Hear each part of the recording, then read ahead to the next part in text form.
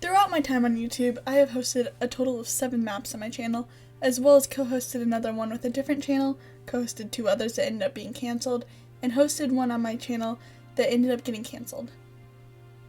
In addition to that, my 8th and final map, A Million Dreams, is technically complete other than a few part redos that I am waiting on. That makes for 12 maps in total. Out of the total maps I have hosted, I have seen a 75% success rate, and out of the ones I have hosted on my channel alone, I have seen an 88% success rate. I am naming these statistics so that you know. I know what I'm doing. And I want to help you know what you're doing. Up front, I want to state that I have used very minimal outside sources for my maps. The ones I hosted alone never had any Discord, Google Forums, Google Docs, Google Drive, or Send Spaces involved. The only outside source that I did use was Pinterest, which wasn't even necessary, and was only for A Million Dreams toward the end.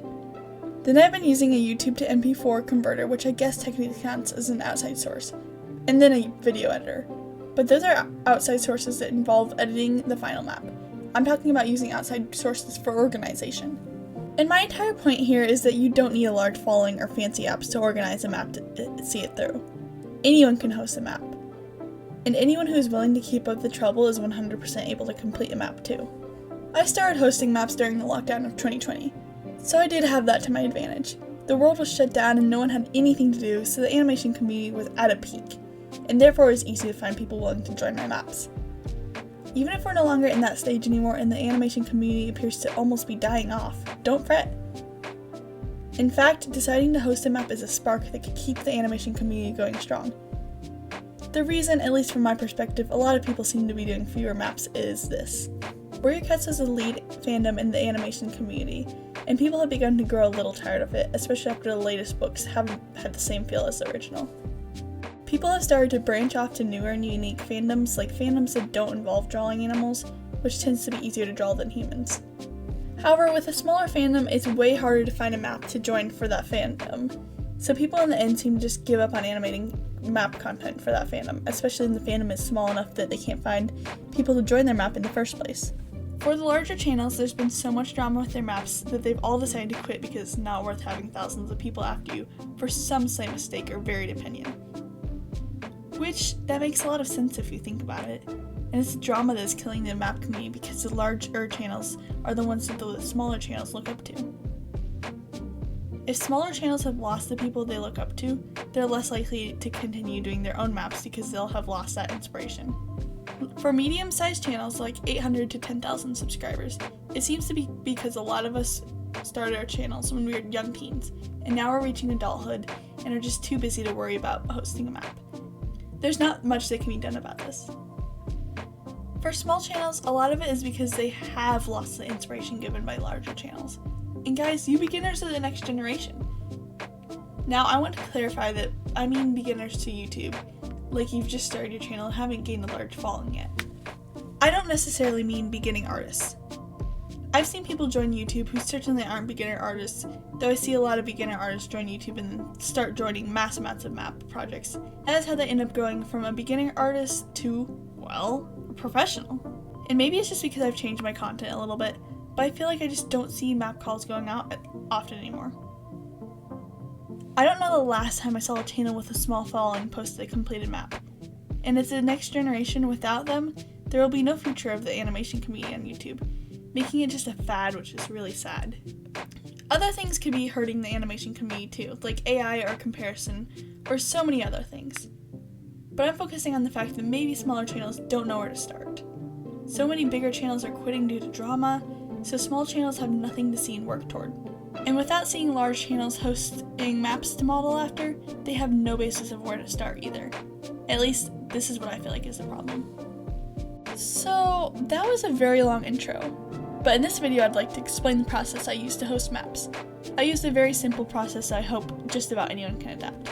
First off would be creating an idea. Honestly, you don't have to go for anything crazy. Some of the larger channels in the past have presented crazy, ambitious projects with really defined and carefully crafted ideas with all the symbolism and stuff. These maps turn out incredibly cool, but for your first, you don't need to go all in when coming up with an idea. Just think of a character you like or a certain series and make the map about that. My first map on my channel was I See Fire. It was literally about Veil of Shadows, the third book in Warriors: The Broken Code. Why did I choose this book? Because it had literally just come out before I posted the map, and I read it and I liked it. It's that simple. I chose I See Fire because I liked the song and I felt like it fit the book well enough. I will say the song should match the map subject, but it doesn't have to be perfect as to where every lyric you're like, that's exactly like that scene! It just has to at least vaguely fit it. And if you're doing a vague map, like maybe an anything map with no theme, you can literally just choose a song because it sounds cool and would be fun to animate to. I don't recommend being ambitious for your first map when it comes to theming. There are different ways you can theme your map. For example, you can make it a color palette map, which would mean the artist can only use certain colors. You can also require that artists only use certain characters from a certain fandom for their parts. If you go this route, you'll want to choose a fandom that has large participation in the animation community. Otherwise, you may have trouble finding artists that will join your map.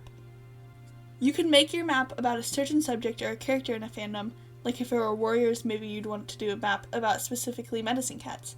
If you're doing Keeper of the Lost Cities, maybe you would want the map to be specifically about Dex. If it were Wings of Fire, maybe all the characters who died valiantly. You get the idea.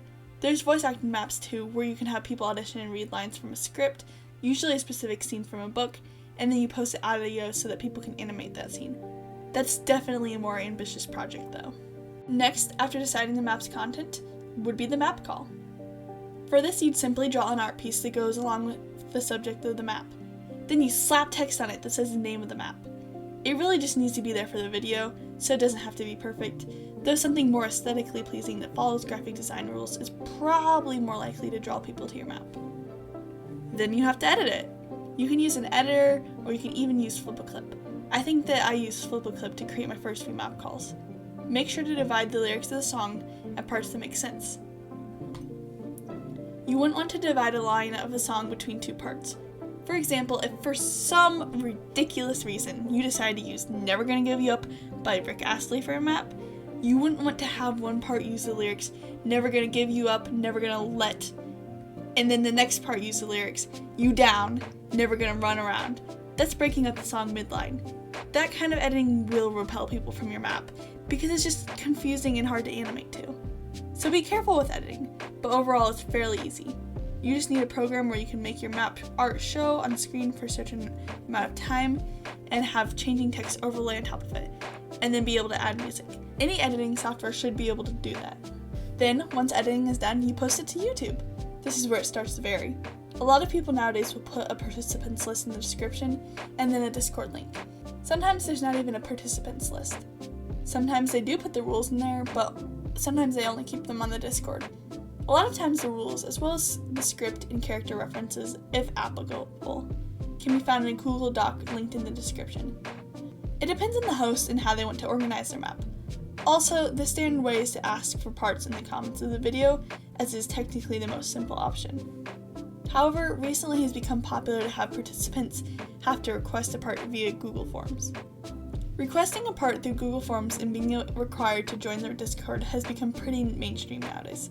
While it does help with organization, I think that having to jump through all these extra hoops to get a part is what is hurting the map community. Especially because a lot of beginners are on the younger side and can't necessarily use said outside sources. Therefore, they don't even have the opportunity to join maps from channels with larger followings, and they struggle to improve or get their own following. This is why I want to explain how I organize my maps. There have been issues with people asking for parts and not finishing them and not responding to my comments, and there's been issues with people not seeing comments because YouTube never notified them. This isn't necessarily the most easy way, but when it comes to having to organize a bunch of outside sources, it is the easiest way. I would always put the rules for my maps in the description of the video. Some rules would vary from one map to another depending on what style I was going for, but I had a lot of standard rules that were the same for every map. One of these asked that participants replied to the pinned comment once their finished part was posted. That way I could make sure I saw it, since they wouldn't directly be sending it to me through Discord, as I was not using Discord. Another was clearly outlining details, since communication could sometimes be hard. I couldn't put the script in the description because it was too long, so if there was one, I would include it in the video. I could put text under each part name with the script for that part. It worked very well, and I never had an issue with participants not following the script. For character references, when necessary, I usually made a video with slides showing pictures of each character's reference, and then I would post that slideshow as an unlisted YouTube video that I would link in the description of that map call. Halfway through A Million Dreams, I ended up uploading all of my Warrior Cuts designs to Pinterest, and then I made a board with those designs and used that for references. That would be using an outside source, so if you can't use Pinterest, or you don't want to post your art there because of how downhill it's gone with AI and art theft, which is totally understandable, you can 100% use YouTube for references.